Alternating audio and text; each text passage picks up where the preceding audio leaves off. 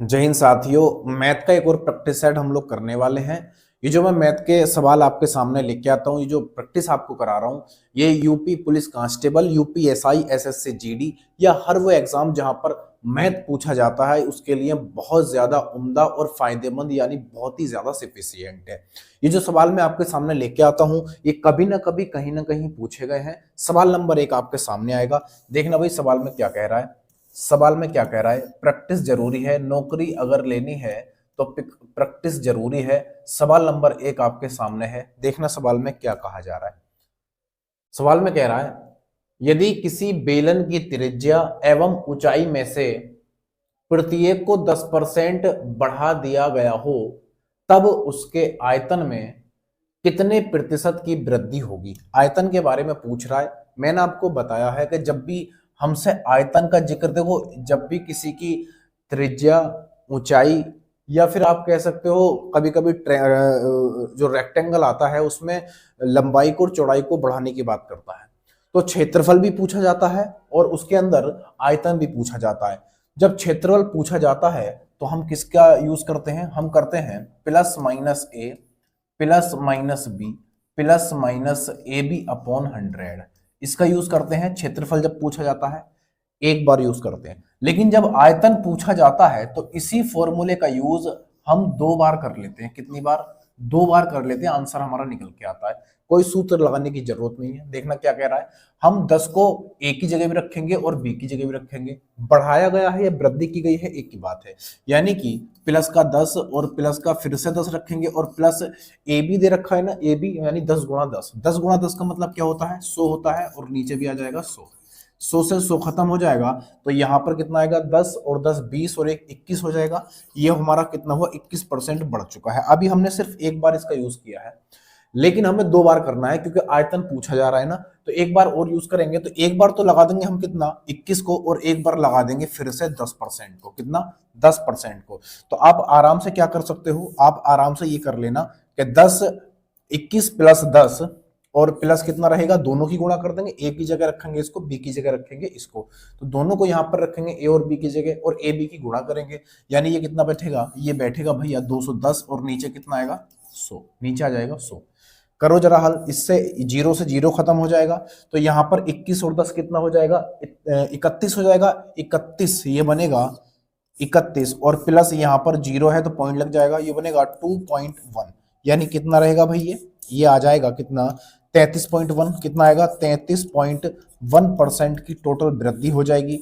Total वृद्धि हो जाएगी। Option number B is the right answer. Option B इसका बिल्कुल सही उत्तर है। इसको नोट कर लेना। जब आयतन पूछा जाएगा तो 2 बार यूज करेंगे इसी फॉर्मूले का, और जब हमसे क्षेत्रफल पूछा जाएगा तो एक ही बार यूज करेंगे। आंसर आ चुका है 33.1%। अगला सवाल ये रहा आपके सामने। देखना भाई क्या कह रहा है। सवाल नंबर अगला, सवाल नंबर अगला आपके सामने क्या कहा जा रहा है जरा बताओ। वो कह रहा है, यदि दो बेलनों के आधार की त्रिज्याओं में 1 2 का तथा आयतनों में 3 2 का अनुपात हो तब इनकी ऊंचाइयों का अनुपात क्या होगा, ये हमसे पूछा जा रहा है। इनकी ऊंचाइयों में क्या अनुपात होगा ये हमसे पूछा जा रहा है। आप अच्छे से जानते हो जो हमें बेलन होता है उस बेलन का आयतन कितना होता है। यहां पर हमें दो चीजों का हमें क्या है, अनुपात दिया गया है, त्रिज्या का और आयतन का। ठीक है ना भाई। तो मैं आपसे आयतन पूछना चाह रहा हूं कि आयतन क्या होता है बेलन का। तो आप कहोगे इसका होता है पाई आर स्क्वायर एच। ये होता है भाई पाई आर स्क्वायर एच, जो होता है ये आयतन होता है। लेकिन हमें क्या है, अनुपात दे रखा है। अगर अनुपात दे रखा है तो यहां पर R1 कर लेंगे, यहां पर कर लेंगे H1 और अनुपात बनाएंगे। अनुपात का मतलब क्या होता है, बटा होता है। तो दूसरा क्या करेंगे, पाई आर स्क्वायर 2 और H2 कर लेंगे। और इन दोनों के आयतन, ये भी आयतन है ये भी आयतन है, और इनका अनुपात कितना है भाई, आप कह दोगे 3 2 का अनुपात है। आयतनों में 3 2 का अनुपात है। तो यहाँ पर 3/2 कर लेंगे। कोई दिक्कत किसी को?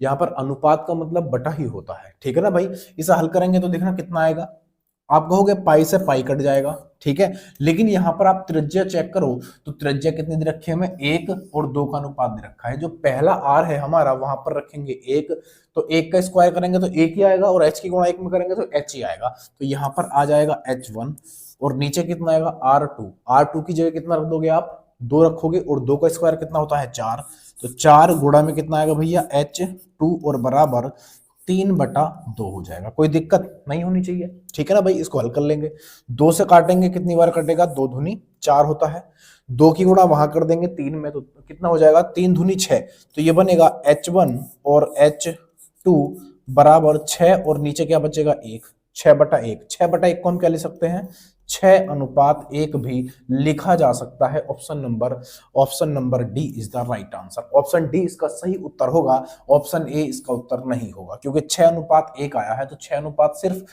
ऑप्शन नंबर डी में दे रखा है। सवाल नंबर अगला, काम खत्म पैसा हजम, ठीक है ना भाई। ये आया अगला सवाल,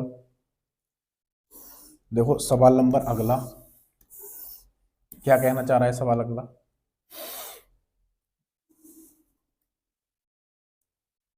देखना भाई क्या कह रहा है सवाल में। सवाल कह रहा है यदि किसी संख्या में 25 जोड़ा जाता है तो वह मूल संख्या का 6 गुना हो जाता है। वह मूल संख्या बताएं कितनी है। वो ये कहना चाह रहा है कि अगर हम किसी संख्या में 25 जोड़ दें, अगर हम किसी संख्या में 25 को जोड़ दें, तो वो जो मूल संख्या है, वो जो संख्या निकल कर आएगी 25 जोड़ने के बाद, वो मूल संख्या का कितना गुना हो जा रहा है, 6 गुना हो जाता है। तो हम इसको ऑप्शन से कर लेंगे तो ज्यादा बेहतर रहेगा। ऑप्शन से कैसे करेंगे जरा देखो, अगर मैं इसको ऑप्शन से करूंगा तो ज्यादा बेहतर और फायदे में रहूंगा। कैसे, मैं मान लेता हूं कि मैं पहले ऑप्शन ए को उठा लेता हूं। मूल संख्या जो है, यहां पर हम मूल संख्या मान लेते हैं, ऑप्शन से कर रहे हैं क्योंकि मूल संख्या पूछ रहा है, तो ये सारे ऑप्शन किस चीज के हैं, मूल संख्या के। तो मैंने पहली मूल संख्या मान ली है 5। अब वो ये कहना चाह रहा है अगर इस मूल संख्या में मैं 25 को जोड़ दूं, अगर मैं 25 को जोड़ दूं तो जो इसका योग निकल के आएगा वो मूल संख्या का 6 गुना होगा। वो ये बात कहना चाह रहा था। इन दोनों को जोड़ेंगे कितना आएगा, 30 आएगा। क्या ये 30 जो आया है, ये जो 30 आया है, ये 30 इस 5 का 6 गुना है। तो आप चेक कर लोगे, तो आप क्या करोगे, इसमें 6 से गुणा कर दोगे, तो 6 पंजे कितना होता है, 30 होता है, और ये भी 30 है। इसका मतलब कि मूल संख्या का कितना गुना है, ये 6 गुना है। ऑप्शन नंबर ए बिल्कुल सही है, बाकी चेक करने की जरूरत ही नहीं है, बाकी चेक करने की जरूरत नहीं है। ऑप्शन हमारा पहला वाला बिल्कुल सही आंसर दे रहा है, जो हमारी लैंग्वेज सवाल की दी है उसको सेटिस्फाई कर रहा है। सवाल नंबर अगला ये रहा आपके सामने, काम खत्म पैसा हजम, ठीक है ना भाई। अगला सवाल ये रहा आपके सामने, सवाल नंबर ये काफी बड़ा और लंबा चौड़ा सा सवाल है, आराम से बनाएंगे, कोई ऐसी दिक्कत परेशानी मुसीबत समस्या कुछ नहीं है, ठीक है ना भाई। सवाल नंबर आपके सामने पढ़ देता हूं क्या कह रहा है कि एक बर्तन में 50 लीटर दूध है, इसमें से 10 लीटर दूध को उतने ही पानी से विस्थापित कर दिया जाता है। इसी तरह से 2 बार और 10 लीटर मिश्रण को उतने ही पानी से विस्थापित कर दिया जाता है। अंत में कितना दूध बच जाएगा। यानी जो प्रक्रिया उन्होंने निकालने की शुरू की है वो 10 से शुरू की एक बार, फिर वो हमसे कह रहा है कि एक बार जब हमने पानी से विस्थापित कर दिया दूध को, तो 2 बार और किया। इसका मतलब एक बार उन्होंने यहां पर किया और 2 बार उन्होंने यहां पर किया। टोटल कितनी बार हुआ, आप कहोगे 3 बार दूध का विस्थापन, यानी जितना उन्होंने दूध और मिश्रण निकाला उतना ही पानी डाल दिया। आराम से इस सवाल को बनाओ, देखो कैसे एक झटके में कर लोगे। सवाल आपके सामने, बनाना शुरू करो भाई, क्या कहना चाह रहा था। देखो यहां पर आपने ध्यान दिया होगा तो विस्थापन जो हुआ है दूध का, यानी जितनी बार दूध डाला गया और पानी निकाला गया, सॉरी मिश्रण निकाला गया और पानी को डाला गया, कितनी बार हुआ, 3 बार। वो कह रहा है कि एक बार हमने यहां पर कर दिया और 2 बार और कर दिया। तो मैं एक बढ़िया सा आपको एक चीज दे रहा हूं, जरा ध्यान रखना। यानी कि शुद्ध दूध आपको निकालना हो, शुद्ध दूध जब आप निकालोगे तो क्या आएगा, मैं यहां पर लिख देता हूं A into A minus B और अपॉन में क्या रहेगा, ए रहेगा, और यहां पर रहेगा एन।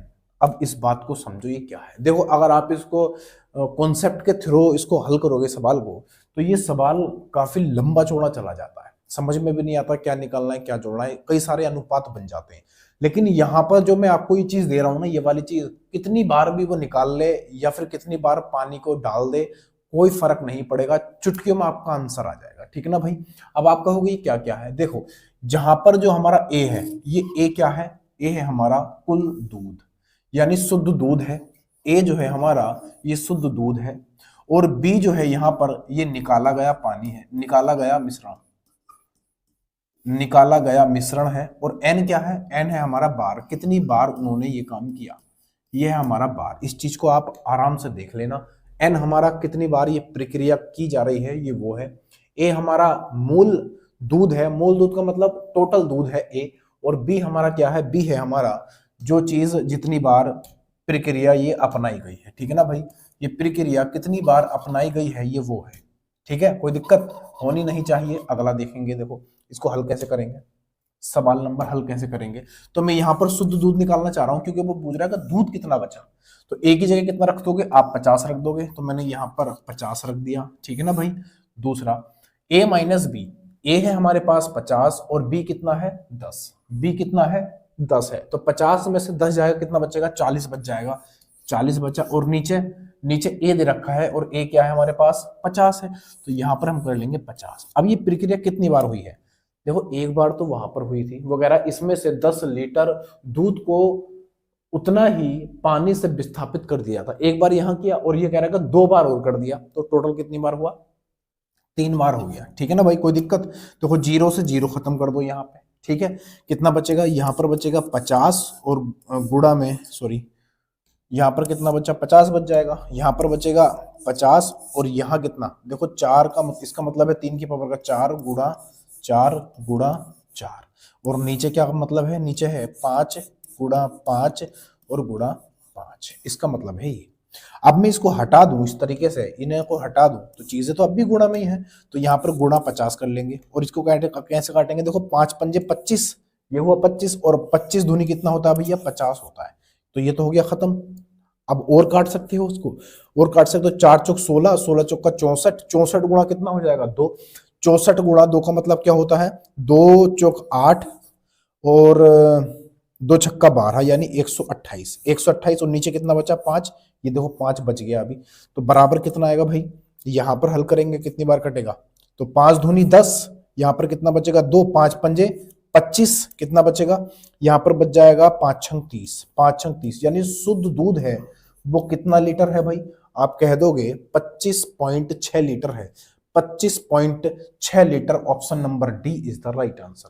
ऑप्शन डी नहीं, option number C, option number C इसका बिल्कुल सही उत्तर है, ऑप्शन सी इसका बिल्कुल सही उत्तर है। आप इस चीज को याद कर लो, बाकी चीजें आप कैलकुलेशन है और कुछ नहीं है, बाकी कैलकुलेशन है और कुछ नहीं है। ठीक है ना भाई। अगला देखेंगे जरा, सवाल नंबर ये रहा आपके सामने, आसान था, मुश्किल नहीं था, सवाल आपके सामने है। देखना भाई सवाल में क्या कह रहा है, वो कह रहा है कि एक नाव नदी के बहाव के साथ साथ कोई दूरी तय करने में 3 घंटे का समय लेती है, और नदी के बहाव के विपरीत यही दूरी तय करने में 9 घंटे का समय लेती है। शांत जल में यदि नाव की चाल 4 किलोमीटर प्रति घंटा हो, तब धारा का वेग क्या होगा, यानी धारा की गति हमसे पूछी जा रही है। एक चीज आप अच्छे जानते हो कि जब नाव धारा के साथ साथ चलती है तो उनकी चालें जुड़ जाती हैं, और जब नाव धारा के विपरीत चलती है तो उनकी चालें घट जाती हैं। ये बात आप अच्छे जानते हो। ये नाव धारा का जो कॉन्सेप्ट है वो रेलगाड़ी के बिल्कुल विपरीत यानी उल्टा है, समझ गए बात को। तो सवाल में ये बोला जा रहा है कि जब जो नाव है जब वो नदी के बहाव के साथ साथ यानी उसके साथ चलती है, एक ही दिशा में चलती है, तो उसको 3 घंटे का समय लग जाता है। लेकिन जब वो वही दूरी का मतलब क्या है कि दूरी समान है, चाहे वो विपरीत जाए या उसके साथ साथ जाए, तो यही दूरी तय करने में उससे धारा के नदी के विपरीत कितने घंटे का समय लग रहा है, आप कहोगे 9 घंटे का समय लग जाता है। तो यहां पर जो मुझे दे रखी है चाल 4 किलोमीटर प्रति घंटा, वो नाव की चाल है, ठीक है ना भाई। और आप यहां पर अगर गौर फरमाओ तो यहां पर जो दूरी है वो क्या है, समान है, आते वक्त भी जाते वक्त भी। तो यहां पर मैं लिख देता हूं, जो नाव है वो नाव की जो चाल है वो कितनी है, 4 किलोमीटर पर आवर है, 4 किलोमीटर पर आवर है।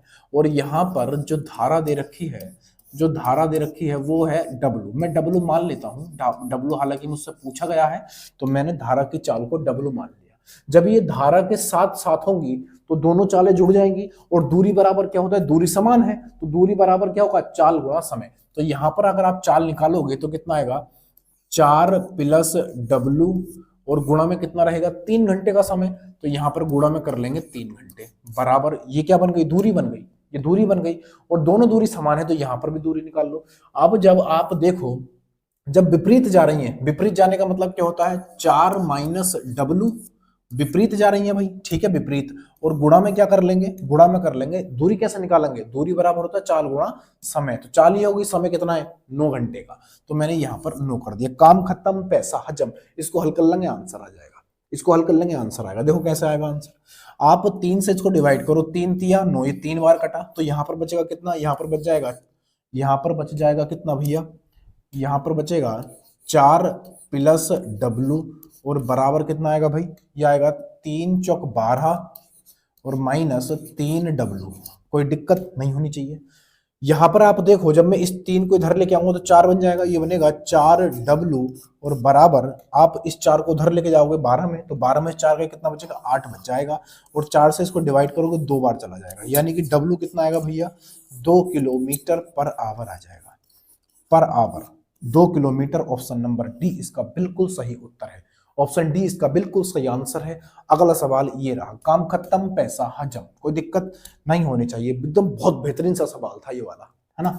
अगला सवाल ये रहा,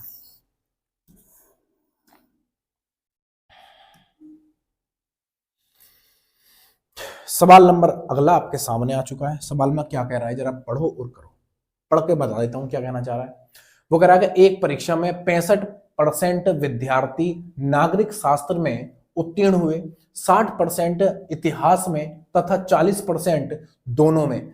यदि 90 विद्यार्थी दोनों विषयों में अनुत्तीर्ण रहे हों तो इस परीक्षा में कितने विद्यार्थी बैठे, यानी टोटल विद्यार्थी स्टूडेंट हमसे पूछे जा रहे हैं, टोटल स्टूडेंट हमसे पूछे जा रहे हैं कि कितने हैं, ठीक है ना भाई, आराम से बता देंगे। आप यहां पर गौर फरमाओ तो यहां पर जो हमें एक्चुअल नंबर दे रखा है वो 90 दे रखा है, यानी कि 90 विद्यार्थी जो है वो दोनों विषयों में अनुत्तीर्ण है। मेन चीज बस इसके अंदर यही है, हमें जो एक्चुअल नंबर दे रखा है वो हमें उत्तीर्ण का दे रखा है दोनों विषयों का, सॉरी अनुत्तीर्ण, जो फेल हो गए हैं विद्यार्थी वो कितने हैं दोनों विषयों में, 90 है। अगर अनुत्तीर्ण का मुझे दे रखा है एक्चुअल नंबर में तो मुझे इन्हें भी अनुत्तीर्ण ही बनाना होगा, क्योंकि ये 65% पास हुए हैं और 60% पास हुए हैं और 40% भी पास हुए हैं, लेकिन मुझे चाहिए क्या, अनुत्तीर्ण वाला। तो हम इसको सर्कल वाली विधि से करेंगे। सर्कल वाली विधि क्या होती है, एक सर्कल बनाया मैंने ये, एक सर्कल बनाया मैंने ये, ठीक है ना भाई। यहां पर कह रहा है कि नागरिक शास्त्र में एक परीक्षा में 65% विद्यार्थी नागरिक शास्त्र में पास हुए यानी उत्तीर्ण हुए। अगर 65% विद्यार्थी पास हुए तो मैं कह रहा हूं अनुत्तीर्ण कितने हुए, इसको नागरिक शास्त्र मान लेते हैं, और इस वाले को क्या मान लेते हैं, हिस्ट्री मान लेते हैं, इतिहास, ठीक है ना भाई। ये वाला इतिहास का है, ये नागरिक शास्त्र का है। अगर यहाँ पर 65% विद्यार्थी पास हुए किस चीज में, नागरिक शास्त्र में, तो फेल कितने हुए, अनुत्तीर्ण कितने हुए, तो आप कहोगे 35%, यानी कि 35% इसमें अनुत्तीर्ण हुए, ठीक है ना भाई। 60% इतिहास में पास हुए तो फेल कितने हुए, तो आप कह दोगे 40% इसमें फेल हुए। कोई दिक्कत है किसी को, नहीं होनी चाहिए। 40% दोनों विषयों में पास हुए तो 40% का तो सर्किल है वो दोनों वाला, तो ये है बीच वाला। अगर दोनों 40% पास हुए तो बताओ 60% फेल हो गए कि ना हो गए, तो आप कहोगे हाँ जी सर जी हो गए। कोई दिक्कत नहीं होनी चाहिए। तो अपना जो ट्रिक है वो क्या रहता है कि आप इन दोनों को जोड़ के ये वाला घटा दो, दोनों का पता चल जाएगा। ये वाला जोड़ के यानी 40 और 35 को जोड़ो कितना हुआ, 75। 75 हुआ, और 75 में से 60 निकाल दोगे कितना आएगा, यानी परसेंटेज है ये दोनों चीजें, दोनों परसेंटेज में है, तो 75 में से 60 जाएगा कितना बचेगा, तो आप कह दोगे सर जी यहाँ पर 15 बच जाएगा, 15%। अब मैं आपसे सीधा सीधा ये कहना चाह रहा हूँ कि जो 15% आया है, ये दोनों विषयों में क्या है भैया, अनुत्तीर्ण है। दोनों विषयों में अनुत्तीर्ण होने वाली का जो परसेंटेज है वो कितना है, 15 है, लेकिन संख्या में कितना है, 90। दोनों बराबर रख दो, दोनों बराबर रख दिए। 1% का मान जब मैं यहां से निकालूंगा तो कितना आएगा भैया, 1% का मान कितना आ जाएगा, तो 15 छक्का कितना होता है, 90 होता है, तो ये कितना आ जाएगा, 6 आ जाएगा। निकालना क्या है, वो पूछ रहा है कि कितने विद्यार्थी बैठे, यानी कुल स्टूडेंट पूछ रहा है, यानी नंबर ऑफ स्टूडेंट पूछ रहा है, तो 100% का मान निकाल दो, तो 100 से गुणा यहां पर कर दो, 100 से गुणा यहां पर कर दो, यानी टोटल जो विद्यार्थी बैठे थे वो कितने थे, 600 थे। Option number A is the right answer. Option A इसका बिल्कुल सही उत्तर है, कोई दिक्कत किसी को नहीं होनी चाहिए, ठीक है ना भाई, ऑप्शन नंबर ए इसका राइट आंसर है। ठीक है, अगला सवाल ये रहा आपके सामने, बहुत बढ़िया कॉन्सेप्ट सिखा रहा हूं आज आपको, मस्त सवाल है सारे के सारे सवाल बिल्कुल ऐसे हैं जो कभी ना कभी कहीं ना कहीं पूछे गए हैं, उम्दा सवाल, एकदम उम्दा सवाल है एकदम। सवाल नंबर आपके सामने क्या कहना चाह रहा है, सवाल देखना। सवाल कह रहा है कि चीनी के मूल्य में 20% की कमी होने से कोई उपभोक्ता 120 रुपए में 3 किलोग्राम चीनी अधिक खरीद सकता है। चीनी का प्रारंभिक मूल्य किलोग्राम में बताना है, प्रति किलोग्राम में हमें बताना है कि कितना है, ठीक है ना भाई, प्रति किलोग्राम में। देखो इस सवाल को कितने आराम से बना लेंगे। मैं आपसे ये कहना चाह रहा हूं कि एक व्यक्ति जो है 120 रुपए में पहले से 3 किलोग्राम चीनी ज्यादा खरीद रहा है, 3 किलोग्राम चीनी अब ज्यादा खरीद रहा है, ठीक है ना भाई। तो मैं आपसे ये पूछना चाह रहा हूं, जब यहां पर 20% की कमी कर दी तभी तो वो ज्यादा खरीद रहा है। आप अच्छे जानते हो जब किसी वस्तु की कीमत कम होती है तो वस्तु ज्यादा मिलती है, और वस्तु की कीमत अगर बढ़ जाती है तो वही वस्तु हमें कम मिलती है। जैसे पेट्रोल अगर मैं कहूं 100 रुपए लीटर है, 100 रुपए लीटर, और हम 100 रुपए लेकर जाते हैं पेट्रोल पंप पर, अगर उसकी कीमत कम कर दी जाए तो क्या हमें फिर ज्यादा नहीं मिलेगा पेट्रोल, मान लो 50 रुपए कर दी जाए तो हमें 100 रुपए में 2 लीटर मिल जाएगा, फिर मैं आराम से कह सकता हूं कि 1 लीटर मुझे अब फालतू मिल रहा है। अगर यही कीमत बढ़ जाए, अगर यही कीमत बढ़ जाए 200 रुपए लीटर हो जाए तो आप 100 रुपए में फिर आधा खरीद पाओगे, यानी 1 लीटर की जगह फिर कितना खरीदोगे, आधा लीटर खरीदोगे। तो सीधा सा मतलब इसका यह है कि जब किसी वस्तु की कीमत बढ़ती है तो वस्तु कम मिलती है, और जब वस्तु की कीमत कम हो जाती है तो वस्तु हमें ज्यादा मिलती है। जैसे यहां पर 20% कम हो गई तो अब 120 रुपए में 3 किलोग्राम फालतू मिल रहा है। तो आप इसकी फ्रैक्शन अच्छे जानते हो, इसकी फ्रैक्शन क्या होती है भाई, फ्रैक्शन कितनी होती है 20% की। अगर मैं आपसे फ्रैक्शन पूछूं, फ्रैक्शन वैल्यू कितनी होती है, तो आप क्या बताओगे, 20 पंजे कितना होता है भैया, 100।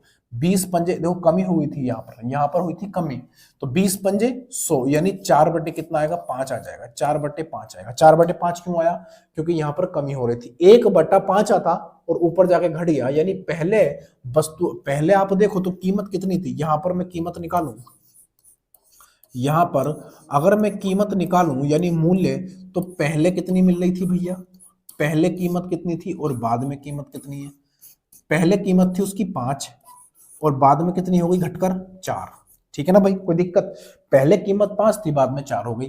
अगर मैं इसकी मात्रा निकालूं, मात्रा यानी वस्तु कितनी मिल रही थी, तो आप कैसे करोगे, इनको पलट दोगे, इनके चिन्ह पलट जाएंगे, ये अनुपात एक तरीके का, ठीक है ना भाई।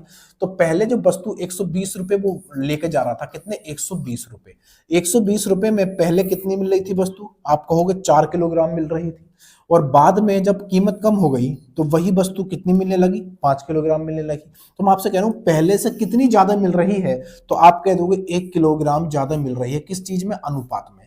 लेकिन एक्चुअल नंबर में कितने किलोग्राम ज्यादा मिल रही है, 3 किलोग्राम ज्यादा मिल रही है। तो यहां पर कितना कर देंगे भाई, 3 किलोग्राम कर देंगे, 3 किलोग्राम यानी कि 3 केजी अब फालतू मिल रही है। अगर आप देखो तो एक यूनिट का मान कितना आ गया, 3 आ चुका है, एक यूनिट का मान 3 आ चुका है, तो आप यहां से टोटल निकाल लोगे तो 3 चौक कितना होगा, 12 किलो, 12 केजी, और यहां पर आप निकालोगे तो कितना आएगा भाई, 3 पंजे 15 केजी, 15 केजी, ठीक है ना भाई। आप चेक करो 3 किलो फालतू है कि नहीं, पहले से, पहले 12 मिल रही थी अब 15, इसका मतलब 3 किलो फालतू है, यहां पर भी 3 किलो फालतू है, सक्सेस।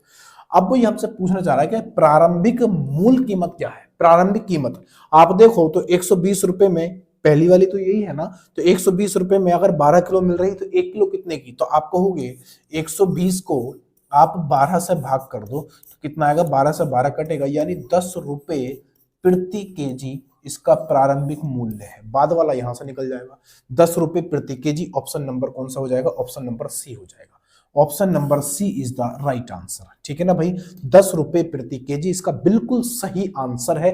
काम खत्म पैसा हजम। अगला सवाल ये रहा, आराम से बना दोगे, देख सकते हो आराम से। सवाल नंबर ये रहा, देखना भाई क्या कहना चाह रहा है सवाल।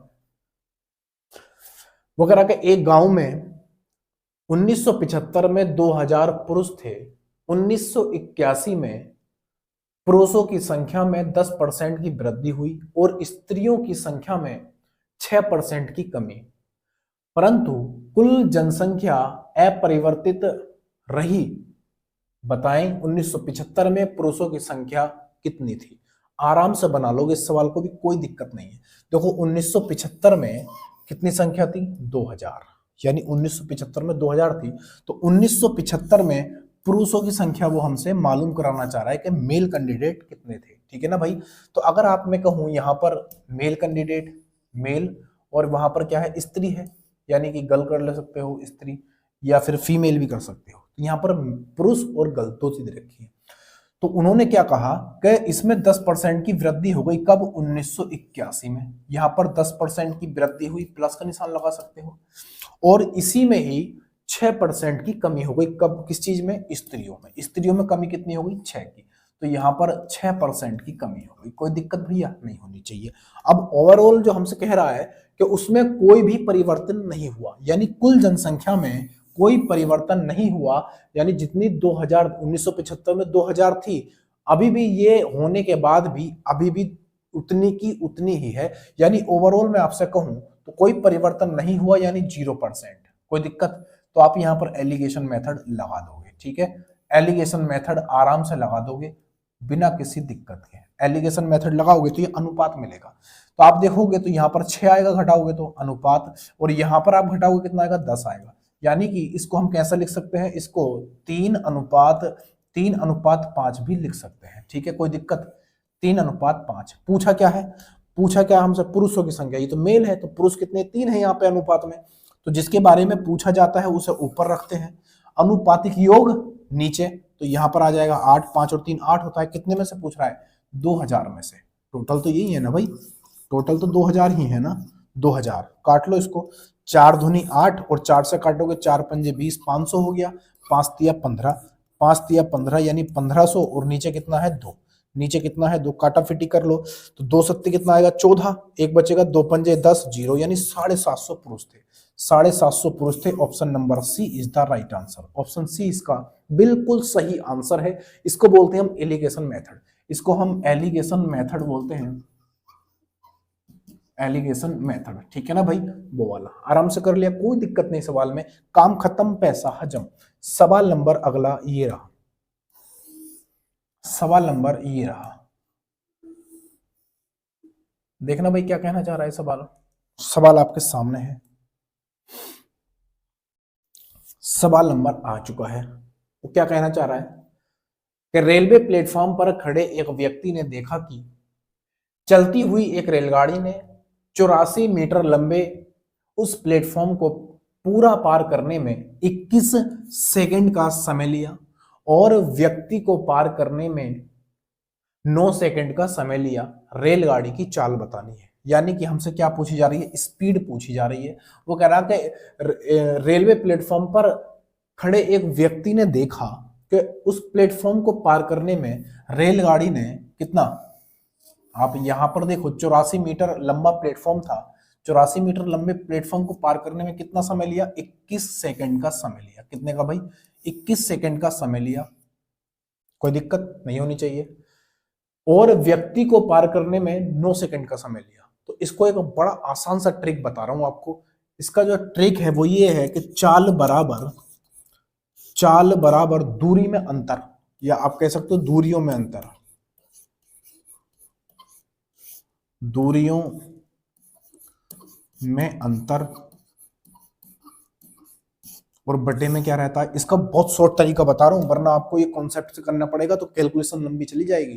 क्योंकि आपको अच्छे से पता है कि जब ट्रेन जब इसको प्लेटफॉर्म को पार करेगी तो अपनी खुद की लंबाई को ही पार करेगी, जबकि रेल की लंबाई यहाँ पर है ही नहीं, तो वो हमें माननी पड़ेगी। यानी आपको क्या करना पड़ेगा, 84 + L करना पड़ेगा, ऐसे समझ रहे हो। तो ये वाला तरीका हमें नहीं लगाना है, मैं जो तरीका बता रहा हूँ ये समझो, हर कहीं फिट हो जाएगा। जहां भी आप इस तरह का सवाल आएगा ना, दो ट्रेनें आपस में पार कर रही हो, दो प्लेटफॉर्म को पार कर रही हो, पुल को पार कर रही हो, कहीं भी दो चीजों को पार कर रही हो, इसको लगा देना, आपका आंसर आ जाएगा। तो चाल बराबर दूरियों का अंतर बटे समय अंतर।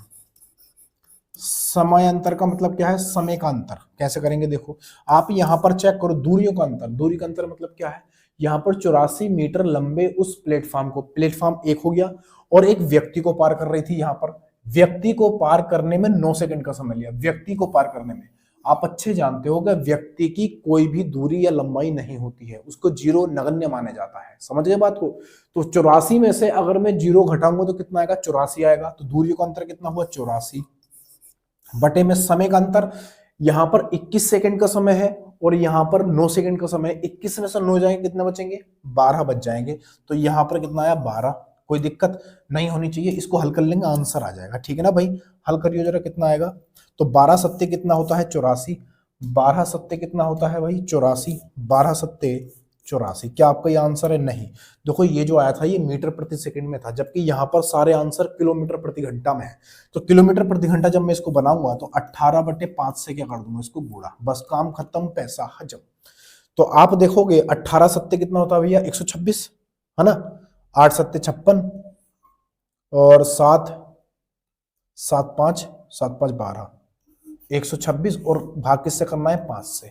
करिए ना जरा, भाग कितनी बार जाएगा। तो 5 दूनी कितना होता है भैया, 10। 5 दूनी 10, 5 दूनी 10 कितना बचेगा, 2। 5 पंजे 25, एक बचेगा, और 5 दूनी 10, यानी 25 किलोमीटर पर आवर उसकी क्या है, स्पीड है। 25.2 kilometre. Option number A is the right answer. Option A इसका बिल्कुल सही उत्तर है। आप इस चीज को हमेशा याद रखना। देखो अगर आपको अपने नंबर बढ़ाने हैं तो कुछ चीजों को याद भी करना होगा, ताकि हम बहुत जल्दी कर सकें। बात समझ रहे हो। इस तरह का कोई भी सवाल आएगा, आप इसको लगा देना, आपका आंसर बड़ी आराम से आ जाएगा।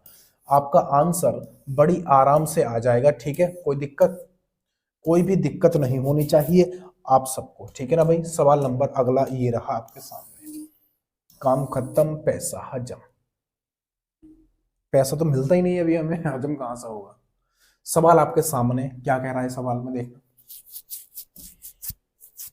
वो कह रहा है कि एक रेलगाड़ी जब 40 किलोमीटर प्रति घंटा की औसत गति से चलती है तो गंतव्य पर ठीक समय पर पहुंचती है।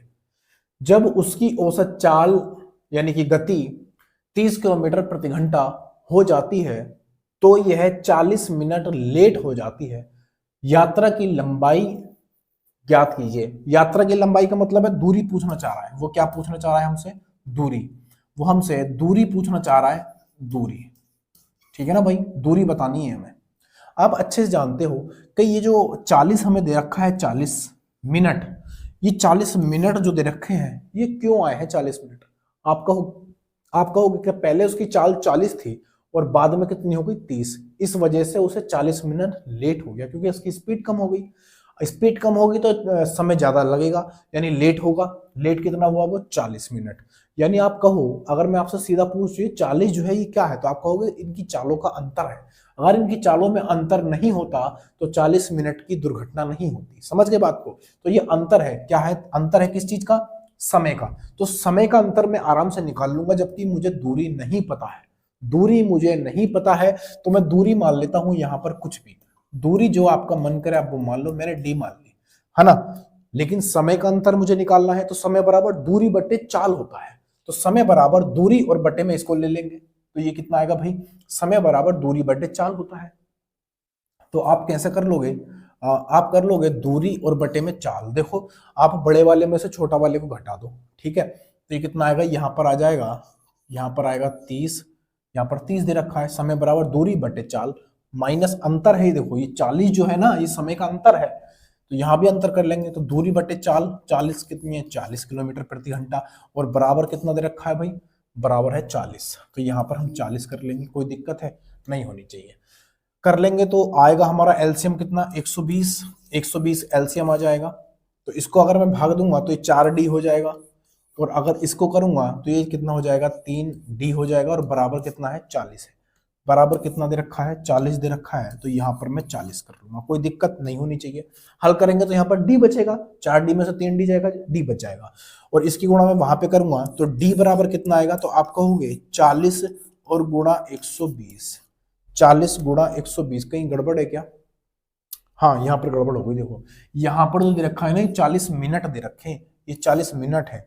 तो अगर मुझे इसको मिनट बनाना हो तो 1 मिनट रुको, वरना गड़बड़ हो जाएगी। फिर ये मिनट है ना, तो मिनट को मैं घंटे बनाऊंगा, क्योंकि ये भी किलोमीटर प्रति घंटा में है, और ये सब, ये भी किलोमीटर प्रति घंटा, ये भी किलोमीटर प्रति घंटा, जबकि ये मिनट में था। तो मिनट को अगर मुझे घंटे बनाना होगा तो मुझे क्या करना पड़ेगा भाई, मुझे 60 से भाग करना पड़ेगा। अब ये घंटे बन गया, अब हल कर लो, अब आ जाएगा। अब आ जाएगा तो आप एक काम कर लो, 60 धुनी कितना होता है, 120 दो बार कटेगा, और 2 की गुणा में यहां पर कर दूंगा, यानी मल्टीप्लिक कर दूंगा, मल्टीप्लाई कर दूंगा। तो 4 धुनी 8, ये 80 हो जाएगा। तो डी बराबर कितना आ जाएगा भैया, 80 kilometre per hour. Sorry, 80 kilometre दूरी है ना, दूरी निकाली है, तो 80 किलोमीटर इसका बिल्कुल सही आंसर होगा। Option number D is the right answer. Option D इसका बिल्कुल सही उत्तर है। ठीक है ना भाई, समय अंतर समझ में आया? अब ये जो चीज है ना, ये समय अंतर, ये जरूरी नहीं है कि आप यहीं पर लगाओ, कहीं कहीं दूरियों का अंतर आ जाता है, कहीं कहीं पर चालों का अंतर आ जाता है, जैसे यहाँ पर समय का अंतर आ गया। चीजों को समझ रहे हो? हाँ, अगला सवाल ये रहा, सवाल नंबर अगला, काम खत्म पैसा हजम। देखना भाई सवाल क्या कह रहा है। अगला सवाल ये रहा आपके सामने, आसान सा सवाल, एकदम फटाफट बना दोगे इसको। तो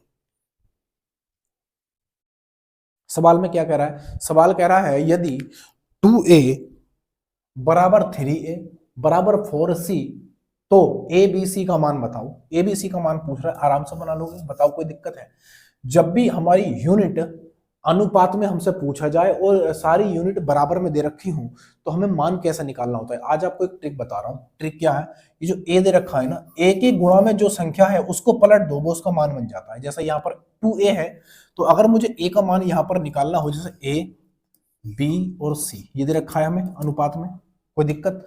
तो ए का मान में कैसे निकालूंगा, आप कहोगे ये 2 है ना गुणा में, इसे 1/2 यानी उल्टा कर दो इसका, तो ये बनेगा 1/2 अनुपात।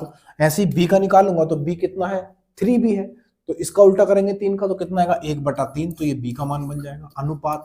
ऐसे ही यहाँ पर देखो 4c, इसको उल्टा कर दूंगा तो सी का मान बन जाएगा, तो बनेगा 1/4। इन सब का एलसीएम कितना आ जाएगा, 12 आ जाएगा। एलसीएम की कोई औकात होती नहीं है अनुपात में, तो हम क्या करेंगे, इसको 2 से भाग करेंगे 6 बार चला जाएगा, और 3 से भाग करूंगा 4 बार जाएगा, और 4 से भाग करूंगा 3 बार जाएगा।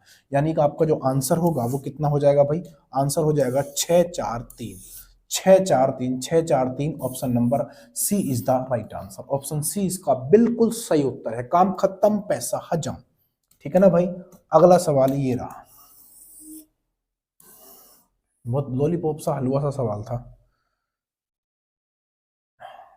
अरे इसने तो पूरा बोर्ड ही घेर लिया भाई, इसने तो पूरा बोर्ड ही घेर लिया भाई। क्या कह रहा है सवाल, सवाल में कह रहा है कि 14.5 यानी 14.5 रुपए प्रति किलोग्राम की दर वाले गेहूं को 17 रुपए प्रति किलोग्राम वाले एक अन्य प्रकार के गेहूं के साथ मिलाने से प्राप्त मिश्रित गेहूं का मूल्य 16 रुपए प्रति किलोग्राम हो जाता है। किस अनुपात में दोनों गेहूं को मिलाया जाए, यानी दोनों गेहूं को किस अनुपात में मिलाएं कि जब हम 14.5 रुपए, 1 मिनट क्या हुआ, कोई दिक्कत नहीं है, 14.5 रुपए और 17 रुपए वाले गेहूं को जब एक जगह मिला दें, तो मिलाने के बाद कितना आना चाहिए, ओवरऑल 16 रुपए प्रति किलोग्राम होना चाहिए दोनों को मिला के। तो बगैर किस अनुपात में मिलाऊं, तो यहाँ पर आप एलिगेशन मेथड लगा दोगे, कोई दिक्कत नहीं है। सवाल में तो बड़ा हलवा सा है। पहला है 14.5 यानी 14.5 रुपए, और दूसरा है कितना, 17 रुपए, और दोनों को मिलाकर कितना हुआ, आप कहोगे 16 रुपए। एलिगेशन मेथड लगा दो, कोई दिक्कत नहीं होनी चाहिए। ठीक है ना भाई, लगाओ कितना आएगा, तो घटा देते हैं इसमें, 17 में से 16 जाएगा, कितना बचेगा, 1 बच जाएगा अनुपात। यहां पर आप घटाओ जरा, 16 में से 14.5 घटाओ, कितना बचेगा? 14 घटा दो पहले, 2 बच जाएगा। और अगर 2 में से आधा घटाऊंगा कितना आएगा? 1.5 आ जाएगा, यानी 1.5 आ जाएगा। 1.5 यहाँ से पॉइंट हटाओ, 0 यहाँ पर बढ़ा लो तो कितना आएगा? 10:15। और 10:15 का मतलब कितना होता है भाई? 5 दूनी 10 और 5 तिया 15, यानी 2:3 होता है। कितना? 2:3। Option number B is the right answer. Option B इसका बिल्कुल सही उत्तर है। कोई दिक्कत? ऑप्शन नंबर बी इसका बिल्कुल सही आंसर है। काम खत्म, पैसा हजम। अगला सवाल ये रहा, देखना भाई क्या कह रहा है सवाल। अरे रुको, कहाँ जा रहे हो? सवाल आ चुका है आपके सामने। सवाल क्या है देखना। वो कह रहा है कि 2 अलग अलग शराब में एल्कोहल की मात्रा क्रमशः 56% व 18% है। इन्हें किस अनुपात में मिलाया जाए कि प्राप्त मिश्रण में एल्कोहल की मात्रा 40% हो? किस अनुपात में मिलाएं कि जो ओवरऑल जो निकल के आए वो कितना एल्कोहल आना चाहिए? दोनों में 40%। 2 अलग अलग शराब के एल्कोहल की मात्रा है, एक में है 56% और दूसरे में है 18%। ठीक है ना भाई? तो यहां पर भी एलिगेशन लगा दो, पहला और दूसरा दो है ना अलग अलग। पहले में कितना? 56% और दूसरे में कितना? 18%। और दोनों को इन्होंने वगैरह कि किस अनुपात में मिलाया जाए, किस अनुपात में मिलाया जाए कि मिश्रित एल्कोहल में 40% रह जाए। कितना? 40% निकल के आए दोनों को मिलाकर। एलिगेशन मेथड लगा दो यहां पर। काम खत्म, पैसा हजम। देखो 40 में से 18 कम करो, कितना आएगा? 22 आ जाएगा। अनुपात यहां पर देखना, अगर 56 में 40 जाए कितना आएगा? 16 आ जाएगा। 2 से काटेंगे कितना आएगा? 2 से काटोगे तो 11 आ जाएगा। और यहां पर 2 से काटोगे तो 8 आ जाएगा। यानी अनुपात क्या होना चाहिए? 11:8 का अनुपात होना चाहिए। Option number A is the right answer. 11:8। इसको ऐसे भी लिख सकते हो आप, 11/8 ऐसे भी लिख सकते हो, इस तरीके से लिखा हुआ है तो कोई दिक्कत नहीं, आंसर हमारा यही वाला है। ठीक है ना भाई? अगला सवाल ये रहा आपके सामने। काम खत्म, पैसा हजम। अरे सवाल तो खत्म हो गए। सवाल इतने थे क्या? सवाल इतने ही थे शायद। चलो कोई दिक्कत नहीं है। आज का क्लास बहुत बेहतरीन आपको लगा होगा, आपको मजा आया होगा क्लास लेने में। ऐसे सवाल थे कि सबके सब जितने भी आपने इस तरह के कॉन्सेप्ट पढ़े होंगे वो सब के सब ताज़ा हो गए होंगे। नंबर बढ़ाने का एकमात्र फॉर्मूला यही है कि आपको प्रैक्टिस करनी चाहिए। मेरी वीडियो आपको पसंद आई हो तो लाइक शेयर सब्सक्राइब कर लेना, और फिर मिलेंगे अगली वीडियो में बढ़िया कॉन्सेप्ट के सवालों के साथ। तब तक के लिए जय हिंद, जय भारत।